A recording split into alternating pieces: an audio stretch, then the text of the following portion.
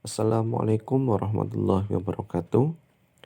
Alhamdulillahi wa kafa. Wassalatu wassalamu ala rasulillahi mustafa. Wa ala alihi wa sahbihi wa man wafa. Amma ba'du.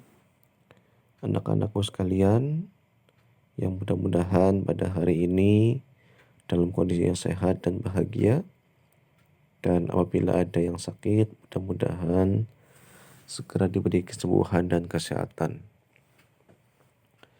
Baik, pada kesempatan kali ini mari kita lanjutkan pembahasan kita yang ketiga ini.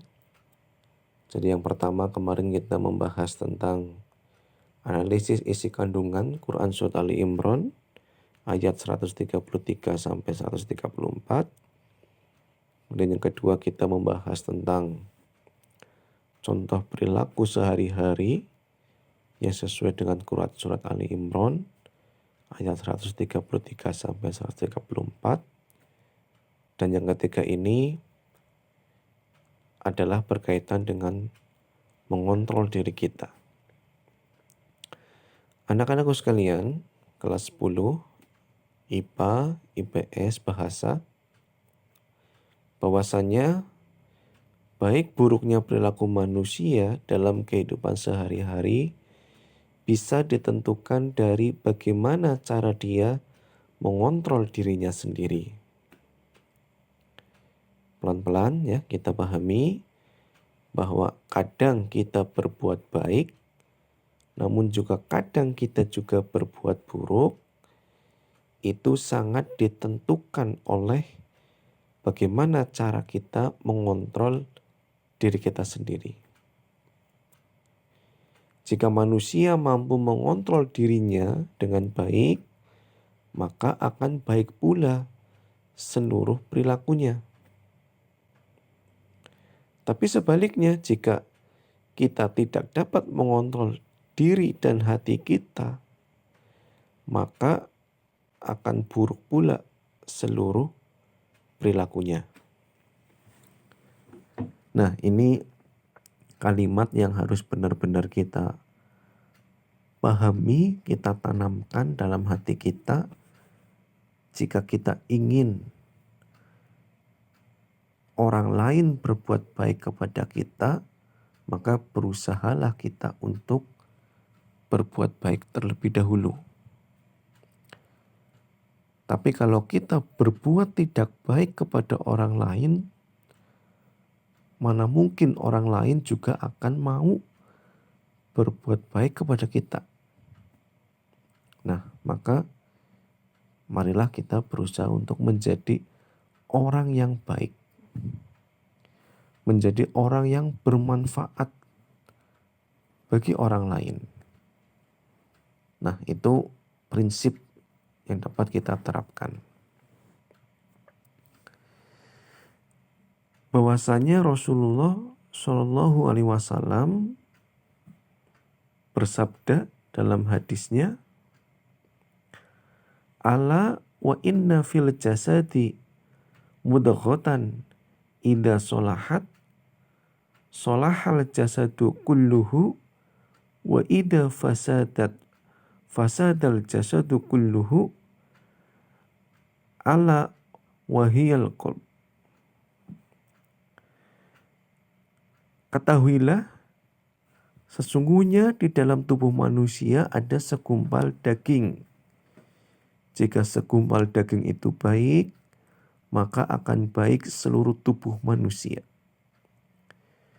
Dan jika segumpal daging itu buruk, maka akan buruk seluruh tubuh manusia. Ketahuilah bahwa segumpal daging itu adalah hati manusia. Anak-anakku sekalian, kelas 10, IPA, IPS Bahasa, apa yang disampaikan oleh Nabi Muhammad SAW adalah benar. Karena Rasulullah bersifat sidik. Dan setiap manusia itu memiliki hati. Memiliki hati secara jasmani dan juga memiliki hati secara ruhani. Dan hati kita lah yang mengontrol perilaku kita untuk bisa berbuat baik atau justru malah berbuat buruk. Maka berusahalah kita untuk mengontrol hati kita. Bagaimana caranya? Bisa dengan kita bergaul bersama orang-orang yang baik, bersama orang-orang yang soleh atau solehah. Kemudian kita memperdalam ilmu agama. Karena manusia itu membutuhkan sebuah aturan kehidupan.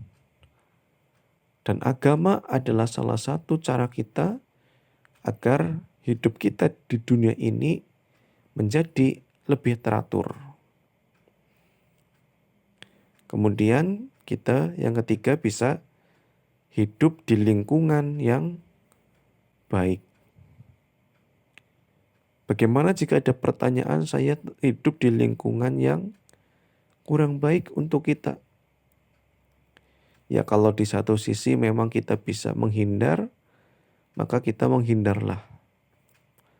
Tapi kalau kita memang terpaksa harus tinggal di situ karena tidak ada tempat lain yang dapat kita tinggali, maka menghindar bukan berarti membenci, tetapi menjaga supaya kita tidak seperti mereka yang kurang baik. Nah, itulah salah satu cara bagaimana kita bisa mengontrol diri kita, yaitu dengan cara bergaul dengan orang yang soleh atau soleha yang baik, menambah ilmu pengetahuan keagamaan kita, supaya hidup kita di dunia ini lebih teratur. Kemudian kita tinggal di lingkungan yang baik. Kalau terpaksa tinggal di lingkungan tidak baik, maka kita mencoba untuk menghindar bukan karena membenci, tapi untuk menjaga supaya kita tidak seperti mereka. Ketika kita mampu untuk mengontrol diri kita, maka ada manfaat yang dapat kita rasakan. Yang pertama, jelas kita terhindar dari perbuatan dosa. Setiap orang tidak pernah luput dari yang namanya berbuat salah dan berbuat dosa.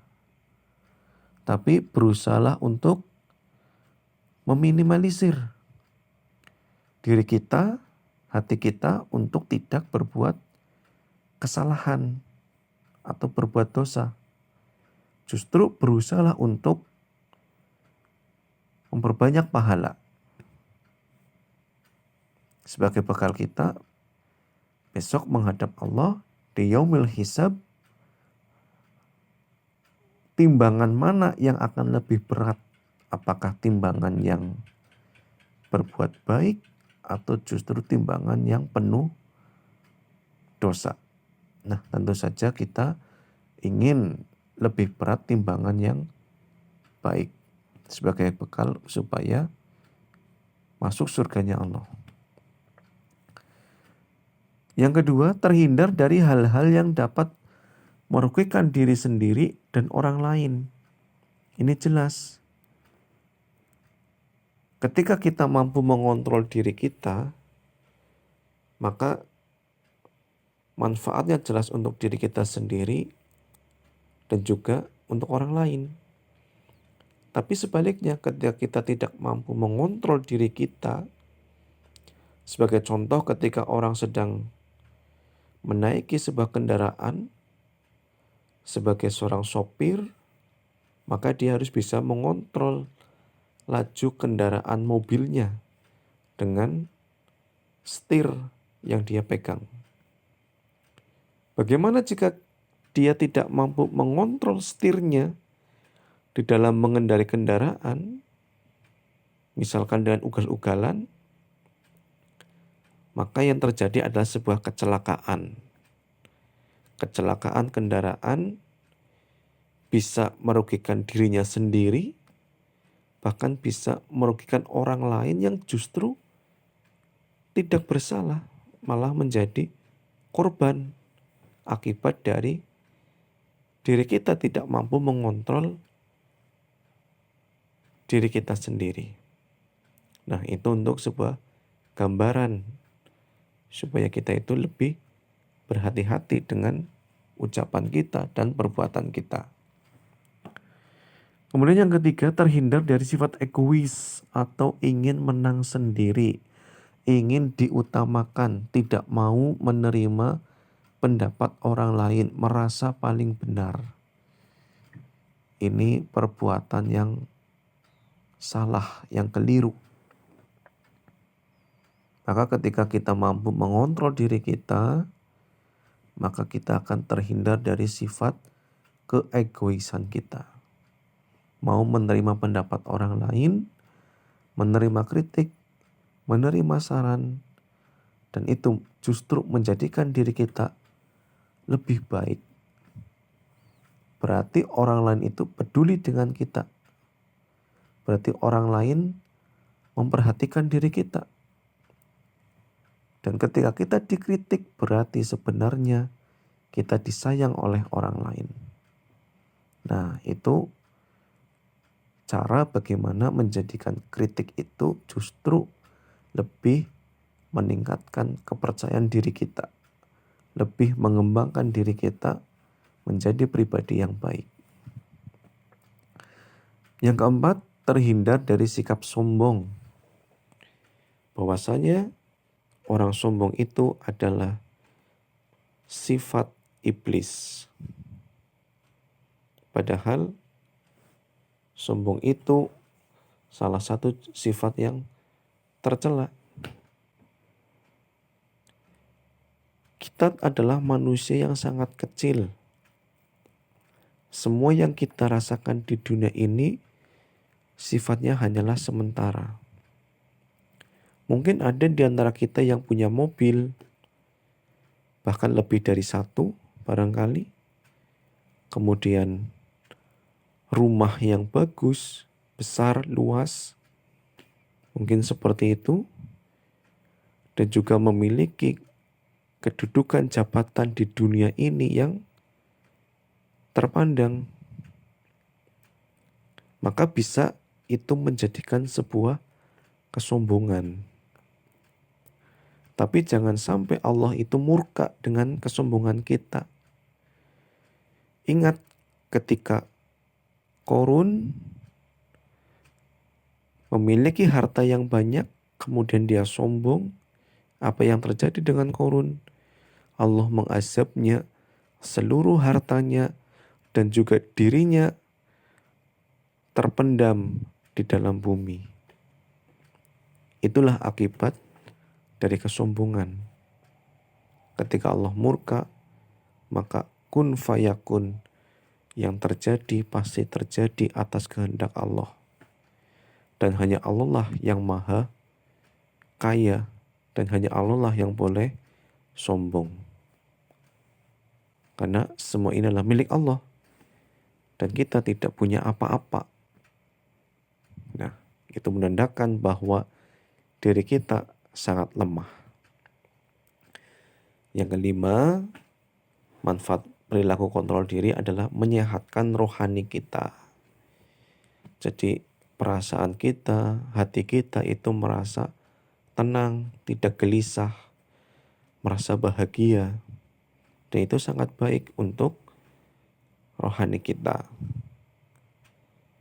Berbeda dengan orang yang justru gelisah hidupnya, tidak tenang, memiliki banyak masalah, memiliki banyak musuh, maka itu jelas menyakitkan rohani kita. Maka marilah kita berusaha, mumpung masih memiliki umur yang cukup panjang, kita manfaatkan waktu kita untuk kebaikan, untuk menambah ilmu pengetahuan, untuk terus belajar supaya menjadi orang yang sukses di kemudian hari, menjadi orang yang bermanfaat untuk orang lain. Dan ketika kita meninggal, yang diingat adalah kebaikan kita. Yang diingat adalah jasa-jasa kita. Jadi kita buatlah sejarah tentang diri kita yang baik kepada orang lain. Sehingga orang lain akan menceritakan kebaikan kita semasa hidup kita, bukan keburukan kita.